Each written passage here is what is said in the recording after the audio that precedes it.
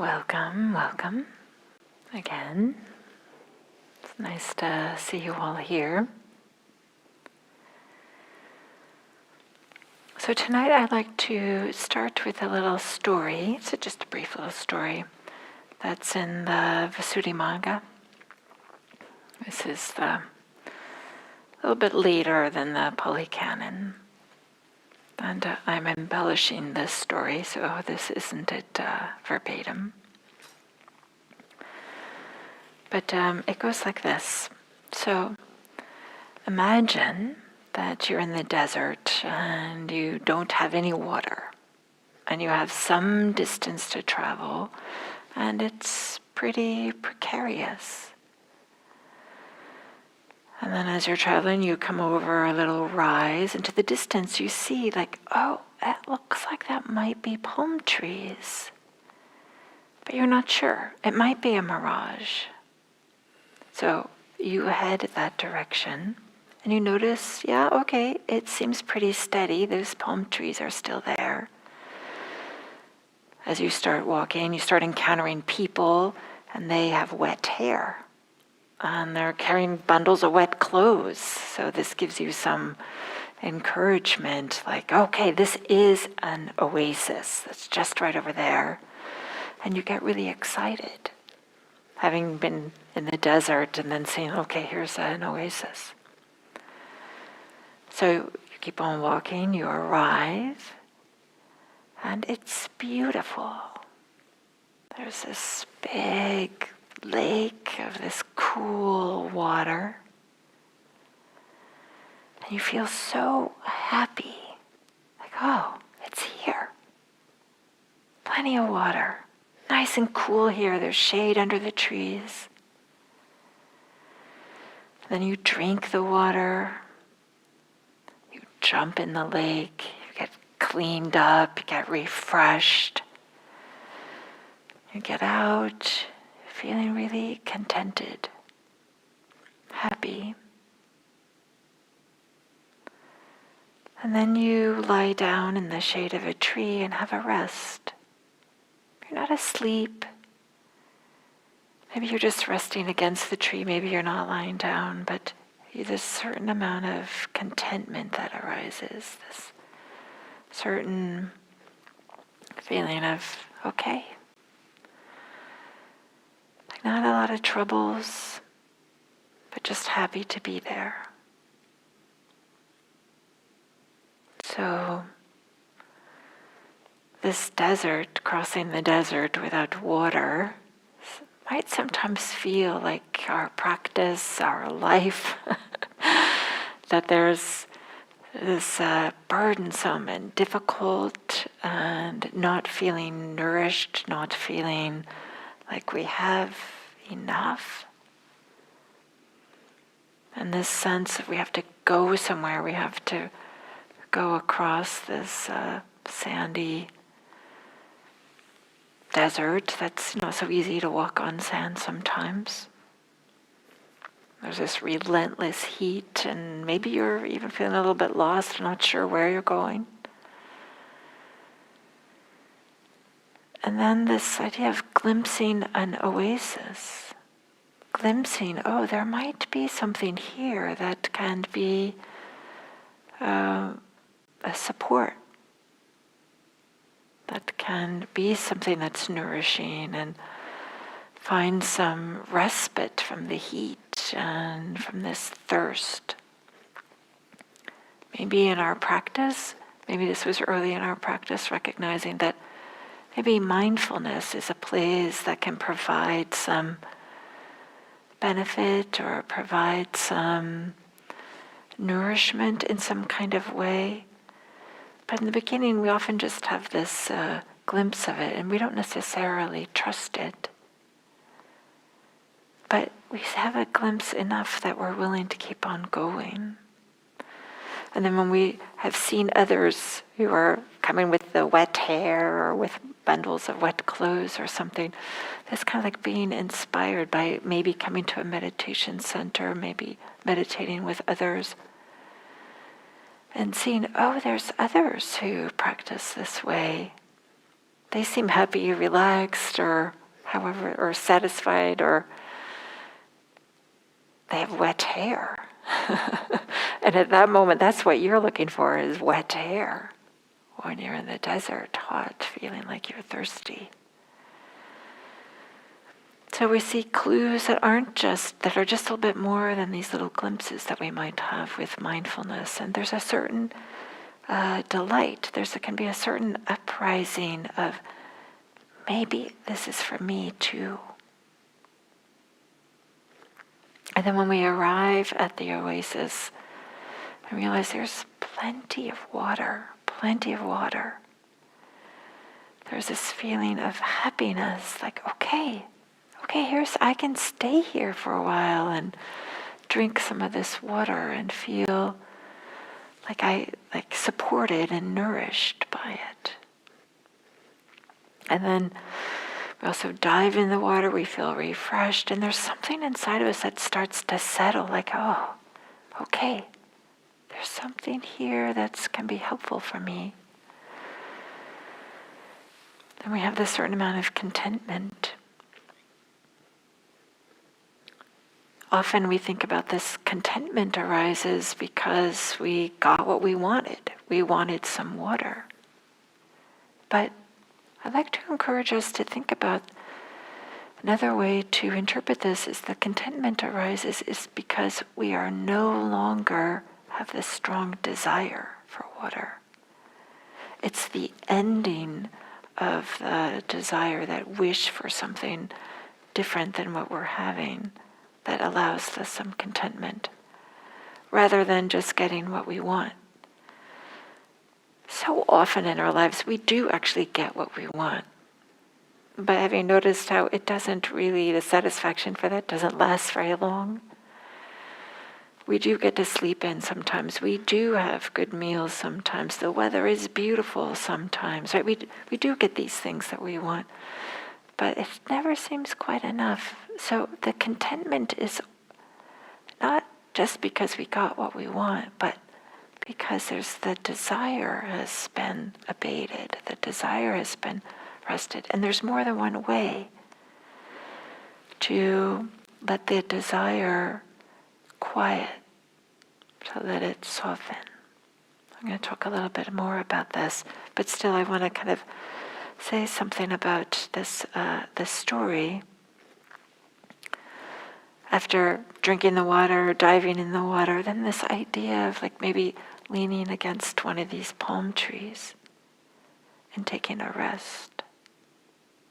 Maybe we're not sleeping, but now just viewing and seeing what else is happening at this oasis.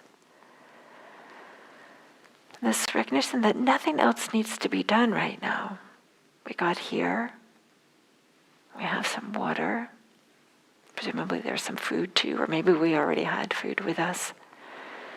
And so there's no sense of urgency if things have to be different, no pushing or pulling, kind of, like pushing, trying to shove our experiences away, or pulling, trying to keep our experiences with us, but just relaxed under the tree. And so from this place of relaxing underneath the tree, we can see things differently than if when we were feeling lost in the desert. So literally we see things differently. In the case of this story, we see the water, we see the palm trees. But we all have this experience too, that when we're hungry and tired, or didn't sleep well, or got bad news, or whatever it might be, then we see things a particular way compared to when we feel content, relaxed, happy. We see things a different way. In the case when we're a little bit grumpy, and because we haven't eaten, or we're tired, or whatever it might be, then maybe we tend to kind of like look at the negative side, or have a little bit more contracted view. But when we're relaxed and feel content, a certain amount of contentment, then this can be a little bit more open, our view, what we see, what we're noticing. And not only that, there can be a little bit more steadiness. This feeling like, oh, things are okay. Yeah, okay, the kids are really loud when they're playing in the water over there, but It's okay. Whereas, if we were in a little bit of a bad mood, we might get really irritated about the kids playing in the water, for example.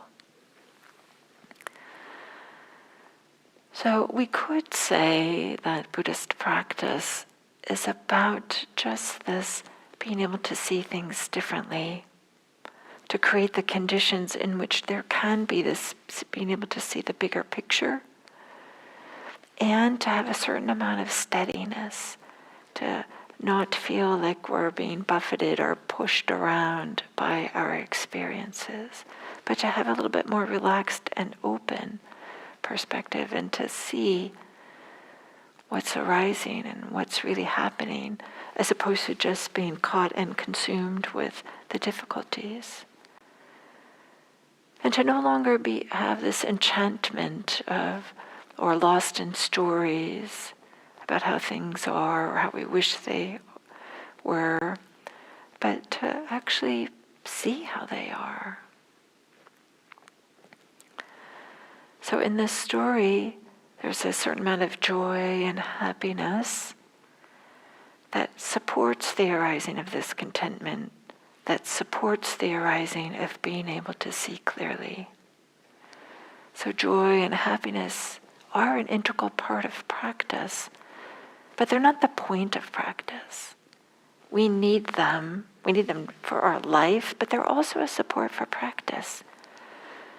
Partly because they help create the conditions in which there can be a certain amount of relaxation, a certain amount of openness, so that we can see a little bit bigger.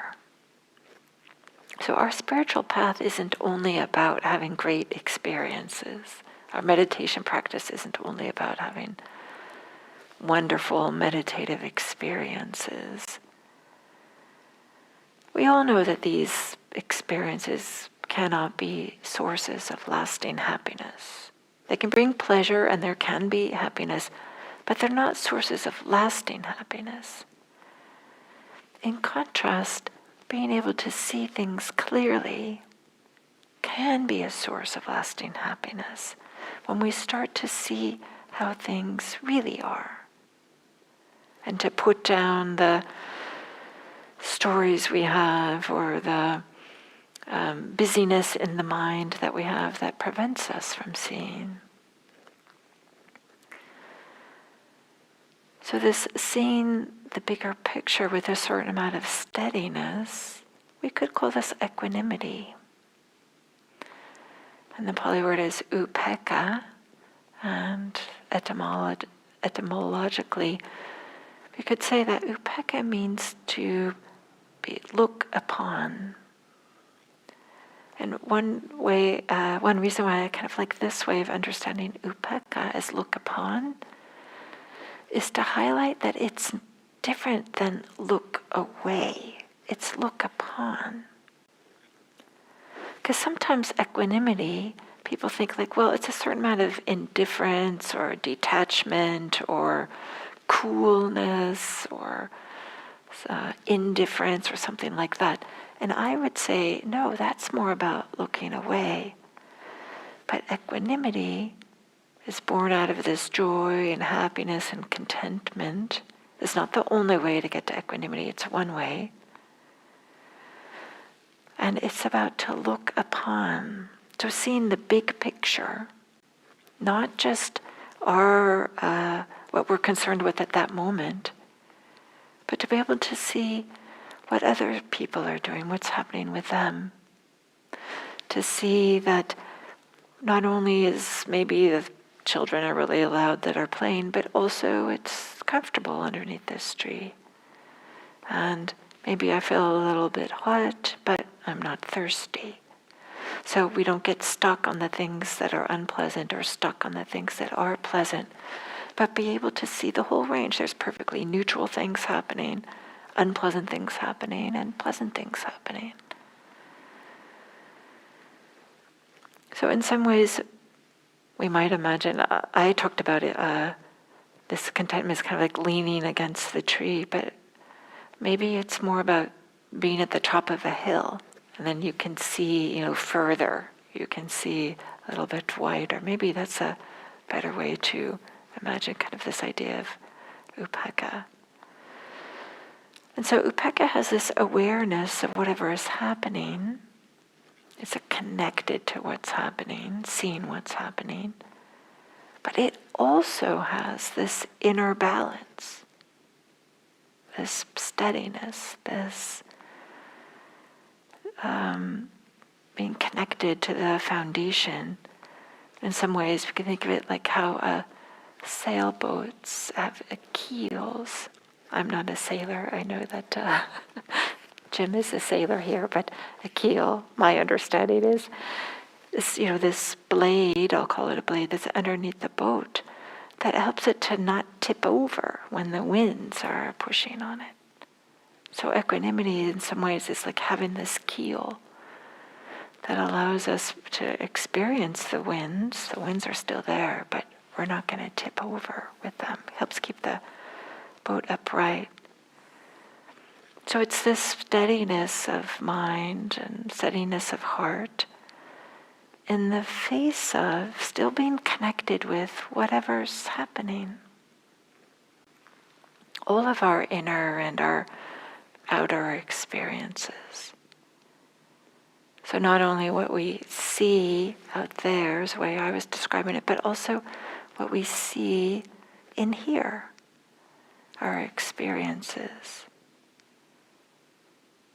Maybe we notice that some impatience. With equanimity, like, okay, it's just impatience. We don't have to add a story on, I'm a bad person, I've been practicing all these years, I shouldn't be impatient, or something like that. And so, with equanimity, it makes our lives easier, of course it does, not being pushed around so much by our experiences. Whether our experiences include the news cycle or difficulties with finances or partners or our inner life, feelings of confusion or despair or racing thoughts, troubling thoughts, whatever it might be. But equanimity allows us to not stumble around or be pushed around by these. Recently I had to take some medication that for a little while that I knew was going to make me feel a little bit off. I'll just use this vague word off because that's what it felt like. And somehow just like having this knowledge like, okay, I don't feel so great, but it's just because I'm taking this medication. Just that kind of a knowledge allowed me to like, okay, that's just how it is right now. So sometimes just being able to see the bigger picture, seeing that, there's conditions for what's arising. There are reasons for what's arising. And sometimes having that understanding can help us to have this steadiness of equanimity. So in this way, equanimity helps us to see bigger, but seeing bigger also helps us to understand the conditionality, maybe, right? No guarantees. But we can see like, okay, of course I feel this way. I didn't sleep well last night. I'm taking this medication, whatever it might be. So equanimity also helps us to see more deeply into our experience with this steadiness of heart, this steadiness of mind. In some way, equanimity can be like a tripod that allows a telescope, or it could be like a microscope that allows us to see more deeply, something that we wouldn't be able to see just with our regular busyness or regular ways of interacting with our environment. And so, what do we see when we see things more deeply? We see that they're changing. There's so many different ways we can talk about changing. Can be all these different time scales, right? Things that have the nature to arise have the nature to pass away. Things that have the nature to be born have the nature to die. But also, there can be, when the mind is really quiet and really settled, we can start to see that there's a little bit of even a flickering of our experiences. That things aren't as steady and solid as we might imagine them to be. So equanimity helps us to see this quality of our experiences. Unlike this sense of like something being stuck and impenetrable or unable to really have a way in which there's any flexibility. Instead of that, we can see, oh yeah, okay, this isn't as solid as I thought it was. This uncomfortable experience in my knee when I'm sitting, maybe that's not just this pain, but with equanimity we could see that we have the patience, we have the capacity to just be with the experience a little bit longer and to see the flickering quality of it. We also can see that our experiences are not inherently satisfying. To be sure, there are pleasant experiences and there are unpleasant experiences, but we still haven't quite found, that experience that's going to be a source of lasting happiness. And with seeing more deeply, we start to see even those things that we were pretty sure were going to make our life better, make things happy or satisfying in some way. We start to see, oh yeah, even those aren't as satisfying. And we find that even though we might be chasing after things, thinking that this is going to be the thing that's going to make me happy, with some steadiness we can see, oh, yeah, actually it doesn't make sense to hold on to this thing, that promise of this experience, the promise of this object. Because it's not as steady as I thought it was. Then naturally our relationship to those objects or those experiences shift. It's just natural. We don't have to make it happen.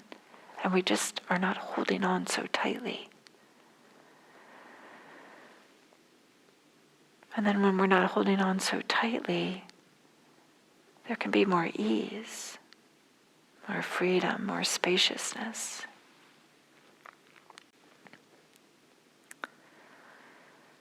And as we do this, and as we kind of explore our experiences with a mind and a heart that have some equanimity, we start to understand our experiences more fully, and we start to see that every time there's a liking of something, that means there's a disliking of something else.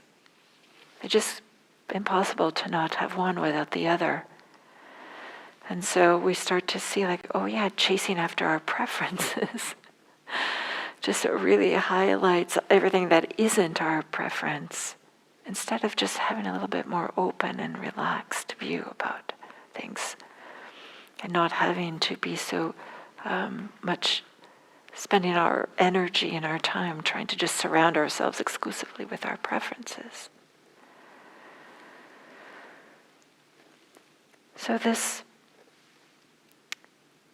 not chasing after our preferences, seeing things aren't quite as satisfying, seeing that there are changes, as I said, creates this conditions in which there can be this letting go, this kind of little bit more spaciousness.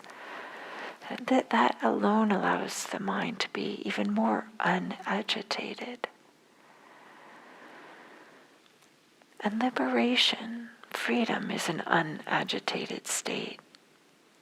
So in this way, spending some time with equanimity, cultivating equanimity, recognizing equanimity, is a way in which we are kind of like the goals and the means get similar.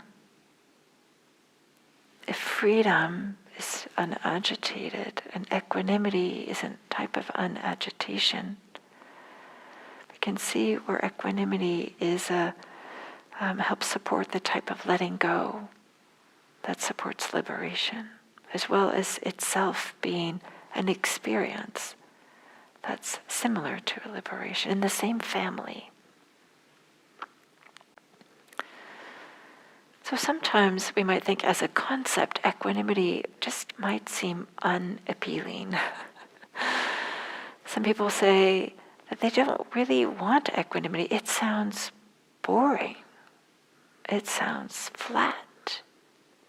Instead, they might want this juiciness, this gusto, this of the joy, or we want the excitement of experience, or we might this passionate involvement with life. And it might sound like sometimes when we hear this word equanimity, it might feel like there's a sort of disconnection or not caring. And to be sure, indifference sometimes masquerades as equanimity. And there will be times in our practice when we slide into indifference, when we kind of disconnect from our experience and we're feeling a little bit shut down, and maybe we're feeling a little bit cold and removed. That's natural, this happens, but that's not equanimity. That's more indifference. And in some ways I might say that it's important for us to have that experience, to have this indifference arise, to recognize, oh, this is what it feels like to be disconnected. This is what it feels like when there's might be some less agitation, but there's also a sense of disconnection or not caring, or arises when there's a little bit of aversion has arisen. So sometimes we might even call this aversion, but it can feel, we might have this idea that that's what equanimity is, but instead, equanimity has this sense of aliveness, this sense of vitality, this sense of connection that's with some openness and spaciousness and warmth.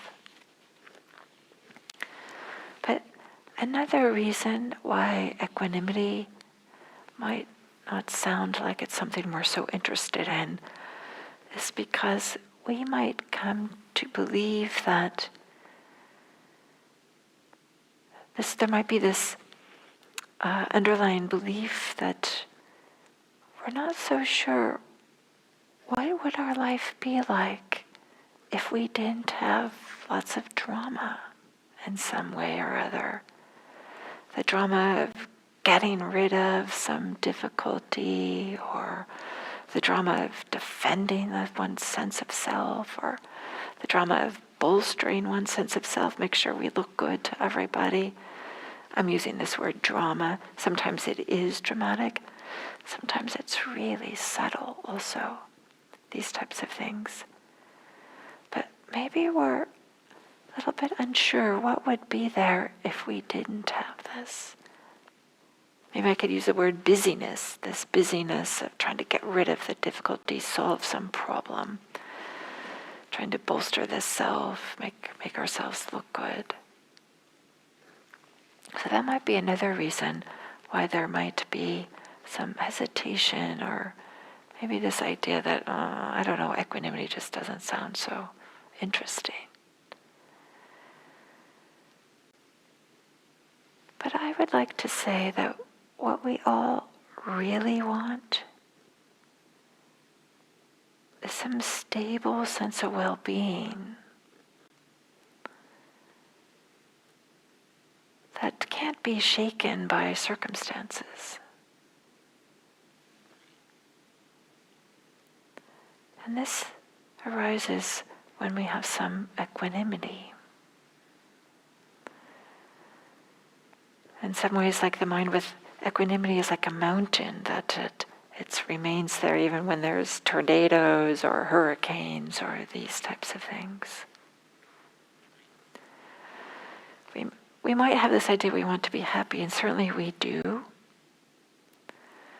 But what there's this way in which always like searching for happiness, because things that we think are going to be happy make us happy, turn out not to make us happy. So then there's this relentless search, which might be subtle, but can you imagine what it might be like to have like this really radical contentment? It's okay. Everything's okay. I don't have to go fix that. It's not perfect. I don't have to fix it. I don't have to hold on to this. It's enjoyable, but I'll be okay if it goes. I think this is so much what human beings are really looking for. Maybe a place to rest, a place to feel safe. And a place that, in order to have that, it can't be susceptible to whatever's happening in the world or whatever's happening in our inner life. And I like this just these few lines from the awakening poem from Subhuti. Subhuti was a monk at the time of the Buddha. And it was the tradition sometimes to capture these poems about when people had awakening experiences. And the way that he describes this reminds me of this idea of equanimity. So as part of his awakening verses goes like this. My little hut is roofed and pleasant, sheltered from the wind.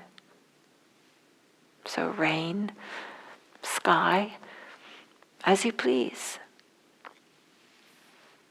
I don't know, there's something very sweet about this. I kind of like this, that he's roofed, that he has this refuge, he has this shelter, and sheltered from the wind. I think many of us have heard about these 8 worldly winds, these things that push us around: praise and blame, fame and disrepute, gain and loss, and pleasure and pain. And of course, we only want one half of all of those dyads. But every life gets both halves of those. We get all 8. There's nobody that's immune to this. But Subhuti talks about in his hut that's roofed and pleasant, sheltered from the wind. So rain, sky, rain, as you please. So he's not trying to make things be a particular way. Maybe it'll be sunny, maybe it'll be rainy, it's okay. But having the confidence that we can meet whatever might arise.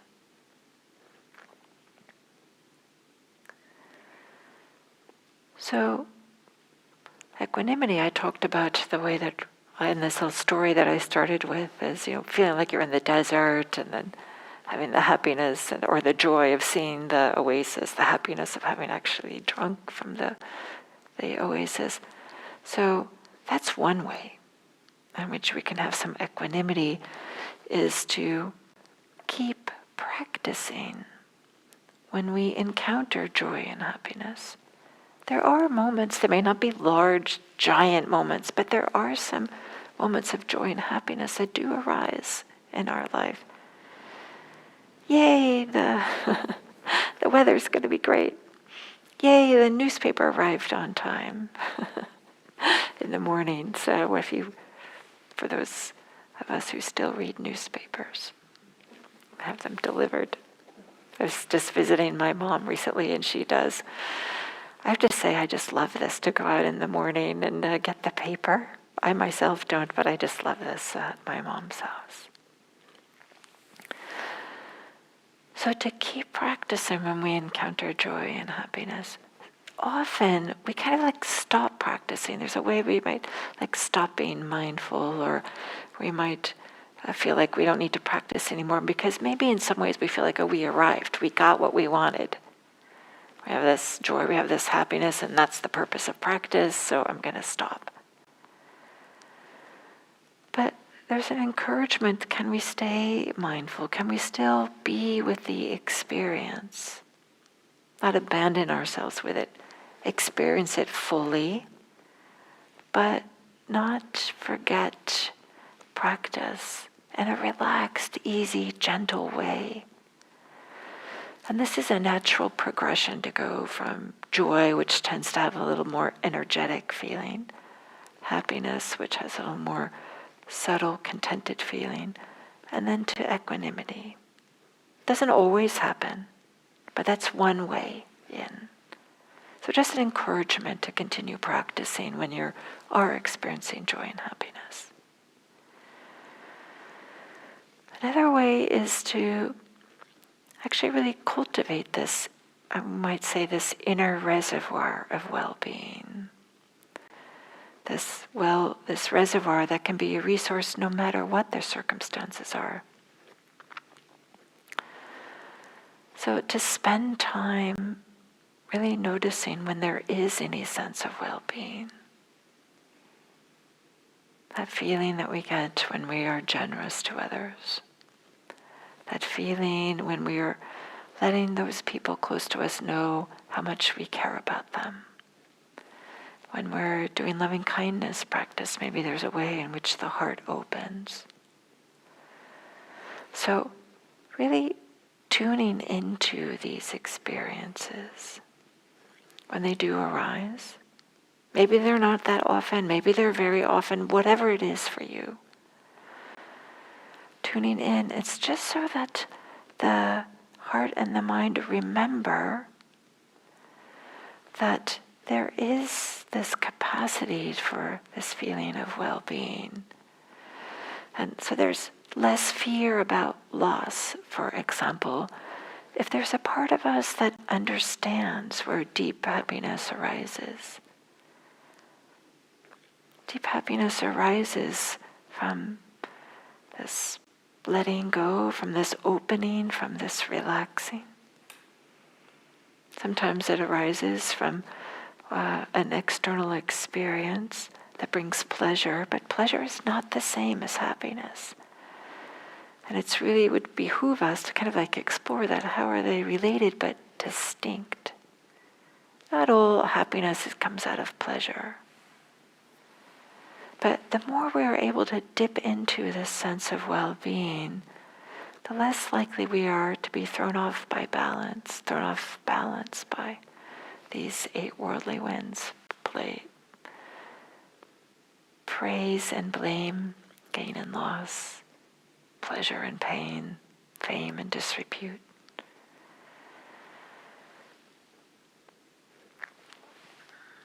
And so one more way there's a number of ways we can work with equanimity. Another way is to just practice with some of the wisdom practices. And to remind ourselves, things do change. It's the nature of things to not be inherently satisfying. Partly because they change. And so to borrow some of this wisdom that we know from other experiences that allows us to maybe relax and soften a little bit and to open, so that then we can sit on the hill and to see a little bit bigger, have a bigger vista, bigger view.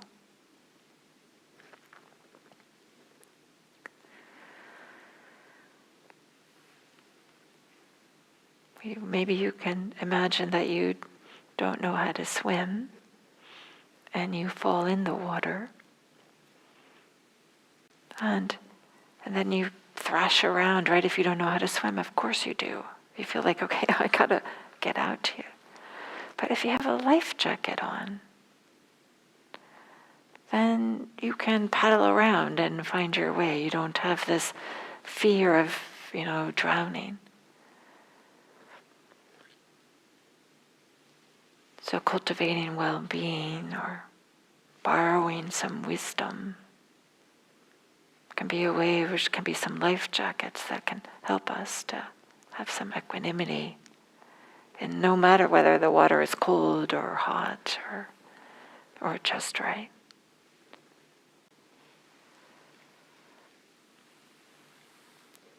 So joy, happiness, well-being help create the conditions for equanimity to arise.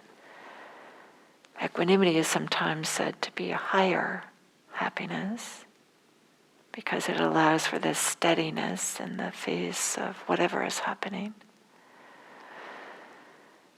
And then equanimity creates the conditions for letting go, which is said to be the highest happiness.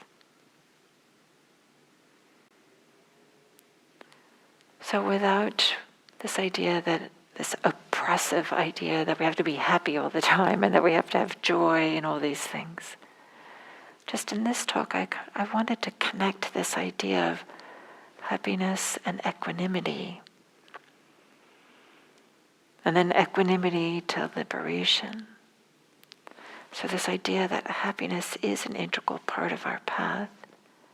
We can cultivate, we can roll around in it. There's no reason not to allow ourselves to be nourished by it. And then stick with it, with the practice, and allow it to kind of turn into a certain contentment, which can be a support for equanimity. That equanimity can be a support for letting go, which is support for greater and greater freedom, which of course is happiness. So here we go, kind of like this circle. So with that, I'd like to wish you all a wonderful Memorial Day. I didn't connect this necessarily to Memorial Day, but it occurred to me that, today is Memorial Day. So wishing you all a wonderful evening. Thank you.